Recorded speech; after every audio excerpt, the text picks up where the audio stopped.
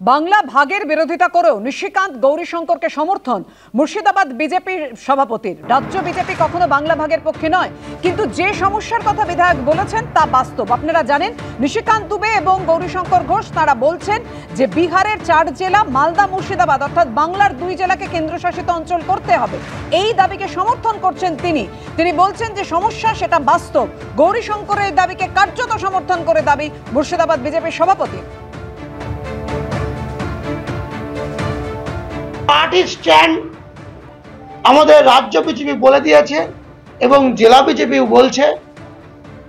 কোথাও আমাদের অফিসিয়ালি ভাবে কেউ কোথাও বলেনি বাংলা ভাগের কথা, কিন্তু যে সমস্যা আমার এই জেলার বিজেপির বিধায়ক আমাদের বিধায়ক যেটা কথাটা বলেছেন, যে সমস্যার কথা বলেছেন এটা অত্যন্ত বাস্তব। বর্তমানের মুখ্যমন্ত্রী মমতা ব্যানার্জি পার্লামেন্টের স্পিকারকেও কাগজ ছুঁড়ে ফেলেছেন। 2005 সালে পার্লামেন্টে দাঁড়িয়ে তিনি বলেছিলেন পশ্চিম বাংলায় অনুপ্রবেশ একটা জ্বলন্ত সমস্যা। জলঙ্গি, রানীনগর, শেখপাড়া, ভগবানগোলা, এই এলাকাগুলো, নওদা, এইগুলো যদি আমরা দেখতে থাকি তাহলে যে ডায়াগ্রাম চেঞ্জটা হয়েছে সেই জায়গাটায় অনুপ্রবেশকারীর সাথে সাথে অনেকগুলো ভৌগোলিক, আর্থিক, অত্যাচারিত অন্যান্য কারণ সংযুক্ত আছে। মুর্শিদাবাদে 2006 ছিল 19টা বিধানসভার আসন, এখন এসছে 22টা বিধানসভার আসন। আপনি একদম পুঙ্খানুপুঙ্খ ব্যাখ্যা হিসেবে বলছি কিভাবে আমাদের এখানে এমএলএ সংখ্যা, বিধায়ক সংখ্যা বাড়লো।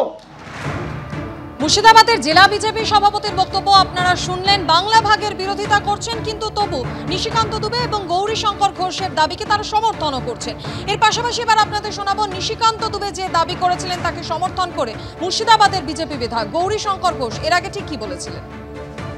আমি প্রথম মুর্শিদাবাদ জেলাকে কেন্দ্রশাসিত অঞ্চলের দাবি তুলেছিলাম এই কারণে যে মুর্শিদাবাদ জেলায় 2022 সালে আমার অ্যাসেম্বলির মধ্যে মুর্শিদাবাদ স্টেশন সংলগ্ন এলাকায় একটা ক্লাবের মাঠে পুলিশ গিয়ে জোর করে ন্যাশনাল ফ্ল্যাগ নামিয়ে দিয়েছে। তারা বলছে যে এটা ওয়াকফ সম্পত্তি, এখানে লাগানো যাবে না। আমি সেই দিনই বলেছিলাম, সেই দিনই দাবি করেছিলাম যে কোন দেশে বাস করছি, যে আমি আমার দেশে বসবাস করে আমার জাতীয় পতাকা তুলতে পারবো না। আজকে সেখানে আমরা দেখতে পাচ্ছি বিস্তীর্ণ এলাকা বর্ডারে রাজ্য সরকারের সহযোগিতা নেই বলে সেখানে তার কাটার বেড়া দেওয়া যাচ্ছে না, ইলেকট্রিসিটির ব্যবস্থা নেই, তাই সেখান দিয়ে অবাধে আজকে পাকিস্তানি চোরেরা বাংলাদেশ হয়ে মুর্শিদাবাদে ঢুকছে, মুর্শিদাবাদ থেকে সারা দেশে ছড়িয়ে পড়ছে। আইএসএস জঙ্গি যতজন ধরা পড়েছে মুর্শিদাবাদেও ধরা পড়েছে, আপনারা দেখেছেন, তারাও আজকে বাংলাদেশ হয়ে ভারতে ঢুকছে।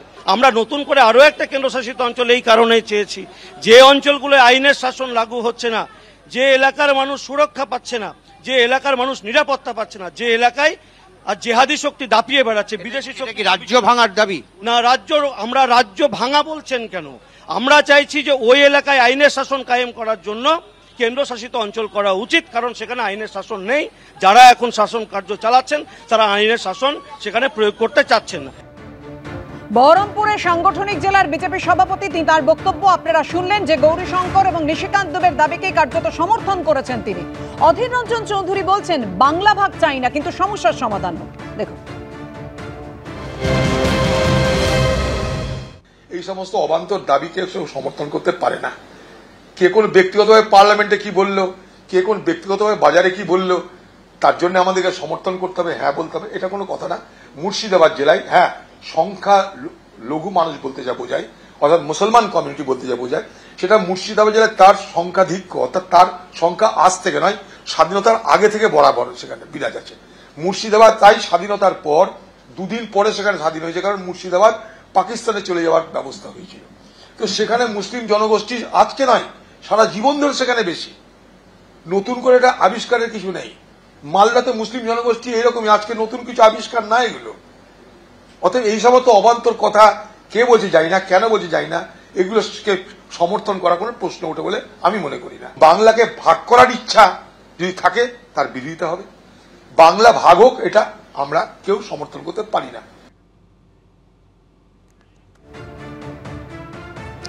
অর্থাৎ আমরা যেমনটা দেখলাম যে নিশিকান্ত দুবে তিনি যে দাবি করেছিলেন যে বাংলার 2 জেলা মালদা এবং মুর্শিদাবাদ এবং বিহারের 4টি জেলা অর্থাৎ মোট 6টি জেলাকে নিয়ে কেন্দ্রশাসিত অঞ্চল তৈরি হোক।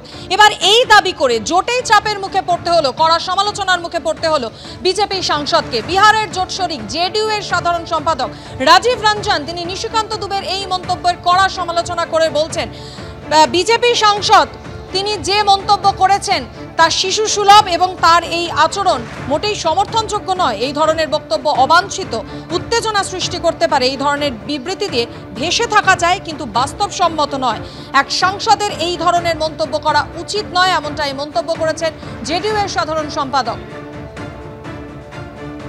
गोड्डा के सांसद निशिकांत दुबे का जो ताजा बयान है उसमें कुछ राज्यों के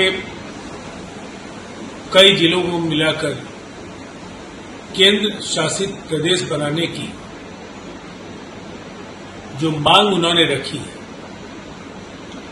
ये बेहद अव्यवहारिक, बचकाना,